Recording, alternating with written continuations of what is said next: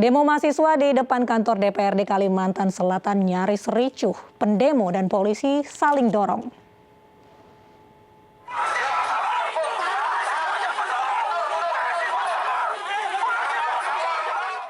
Saling dorong antara polisi dan massa HMI Kota Banjarmasin ini pecah dalam unjuk rasa di kantor DPRD Kalimantan Selatan siang tadi.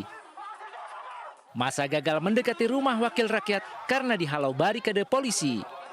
Penghadangan sekitar 20 meter dari kantor Dewan dilakukan polisi karena Ketua DPRD Kalsel hanya mau menerima perwakilan pendemo dalam bentuk audiensi penyampaian aspirasi. Massa mulai tenang setelah Kepala Dinas Kesehatan Kota Banjarmasin, Mahli Riyadi menemui mereka. Kepada Mahli yang juga juru bicara Satgas COVID-19 Kota Banjarmasin, massa menyampaikan adanya dugaan penyalahgunaan dana penanganan COVID-19 di Banjarmasin sebesar 10 miliar rupiah. Meski menerima jawaban dari Dinas Kesehatan terkait tudingan mereka, massa tetap akan melaporkan dugaan penyalahgunaan dana penanganan COVID-19 tersebut ke Kejaksaan. Sejumlah pengemudi ojek online panik saat terjaring razia parkir liar oleh suku Dinas Perhubungan di kawasan Wahid Hasyim, Jakarta. Para pelanggar dikenai sanksi denda administrasi sebesar Rp125.000.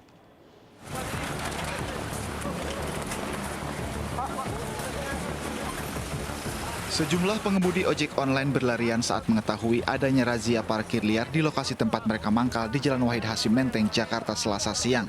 Mereka panik dengan keberadaan petugas Sudin Perhubungan yang secara tiba-tiba menggelar razia dengan sasaran sepeda motor yang mereka parkir di atas trotoar. Salah seorang pengemudi ojol yang telah berada di atas motor bahkan harus terlibat aksi tarik-menarik saat berusaha kabur, namun sayang usahanya gagal.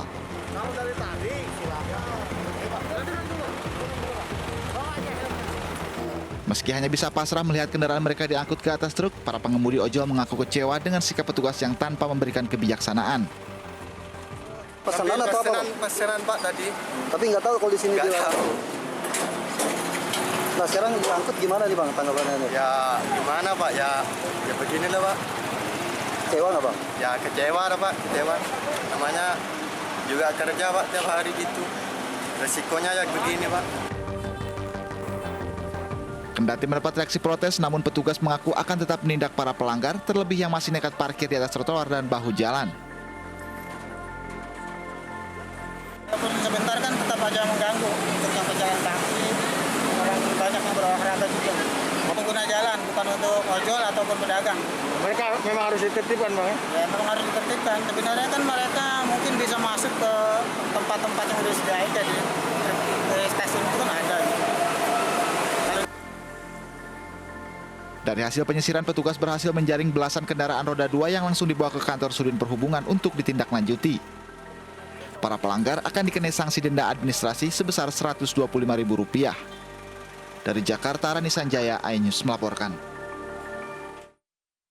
Kebakaran terjadi di rumah susun Bandar Kemayoran, Pademangan, Jakarta tadi sore. Belum diketahui penyebab kebakaran.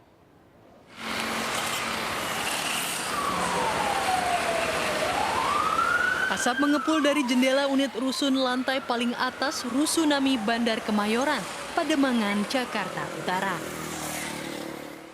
Kebakaran terjadi di lantai 20 Tower A5. Petugas masih melakukan inspeksi di unit rusun yang terbakar. Para penghuni rusun lainnya mengevakuasi diri ke lantai paling bawah. Sebenarnya belum sampai ada asap, tapi semua personil di sini udah sigap ngetok pintu, jadi kita turun langsung bawa anak saya. Udah kecium baunya, cuman memang asapnya. Jadi tadi di lorong sempat penuh asap? Kalau warna belum ya, tapi bau udah lumayan. Sejumlah penghuni belum bisa kembali ke unit mereka karena lorong rusun masih dipenuhi asap. Belum diketahui apa yang menyebabkan terjadinya kebakaran. Dari Jakarta, Vendra Kurniawan, iNews melaporkan. Seorang wanita lansia yang tinggal sebatang kara di Jalan Keramat Jaya Baru, Jakarta siang tadi ditemukan tewas dengan kondisi mengenaskan. Diduga korban tewas sejak 1 bulan lalu karena saat ditemukan hanya menyisakan tulang belulang.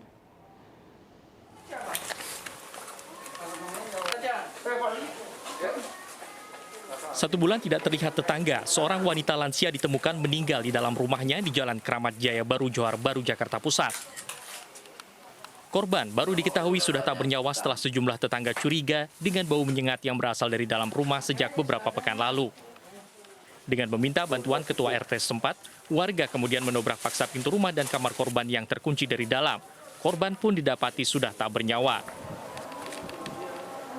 Warga sekitar lokasi pun geger dengan ditemukannya jasad nenek berusia 87 tahun ini. Pasalnya korban tewas secara misterius dengan kondisi mengenaskan, hanya tinggal tulang belulang. Diduga korban yang semula dikira para tetangga telah pulang kampung itu sudah meninggal sejak 1 bulan lalu. Awal mulanya sih kita nggak tahu, cuman kita merasa bahwa udah sebulan lebih si ibu nggak pernah kelihatan mondar-mandir. Biasanya tuh sering jalan gitu ya, dan kadang-kadang juga mungkin sering ke rumah gitu. Tapi udah sebulan setengah ini kayaknya kok nggak ada kabar berita gitu. Terus ya mungkin karena saya merasa bahwa tidak ada bau, saya pikir si ibu ada di Bandung. Biasanya kan beliau pergi ke Bandung gitu, karena ada rumah ibunya di sana. Nah terus ada warga yang bilang kalau enggak kita coba lapor aja. Ya udah kita lapor. Usai diidentifikasi, jasad nenek malang itu kemudian dievakuasi ke kamar jenazah Rumah Sakit Cipto Mangunkusumo Jakarta untuk divisum.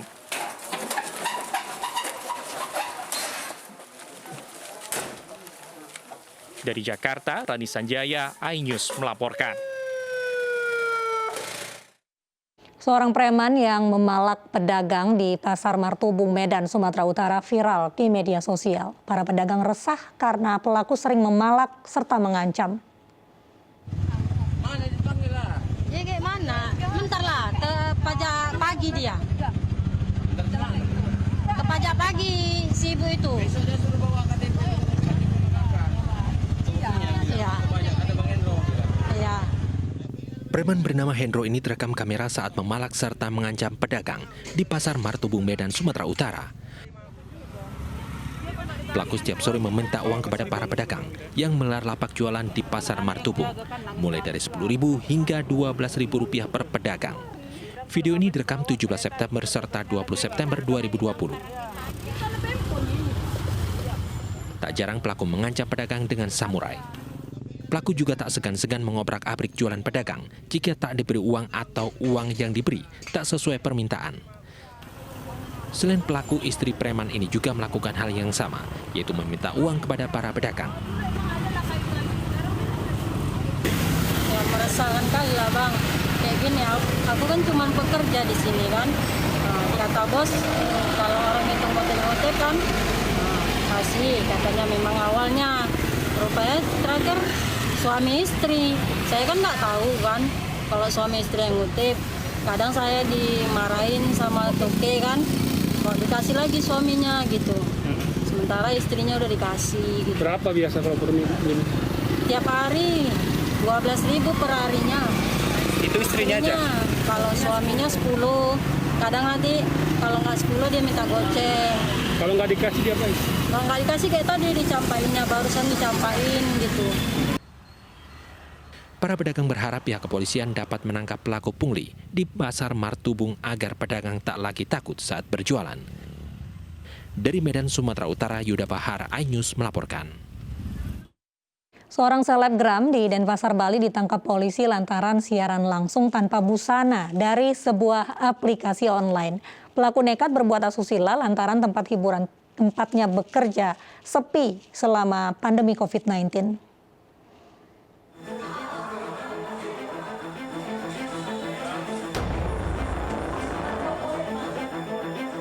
RR, seorang selebgram di Denpasar, Bali, kini mendekam di rutan Polresta Denpasar usai diciduk polisi di apartemennya di Jalan Taman Pancing. Setelah diinterogasi polisi, RR mengakui semua perbuatannya telah melakukan siaran langsung dari sebuah aplikasi online tanpa mengenakan busana. Pelaku juga mengaku sudah menjalankan aksinya selama 9 bulan dan meraup keuntungan hingga Rp50 juta per bulannya. Dia sudah melakukan kegiatan ini selama kurang lebih 9 bulan, ya. Per bulan keuntungan yang diperoleh 25 sampai 50 juta. Melakukan ini kenapa dan apa? Sementara faktor ekonomi. Apa sebelumnya pekerjaan? Dulu kerja di KLC di salah satu tempat hiburan karaoke. Selain menangkap pelaku, polisi juga menyita sejumlah barang bukti. RR dijerat Undang-Undang Nomor 44 tentang pornografi, serta Undang-Undang ITE dengan ancaman hukuman paling lama 12 tahun penjara. Dari Denpasar, Bali, Aris Wianto, iNews melaporkan. Seorang ayah di Balikpapan, Kalimantan Timur menyiram air panas mendidih ke anaknya yang masih berusia 9 tahun. Akibatnya korban luka parah dan harus dirawat intensif di rumah sakit.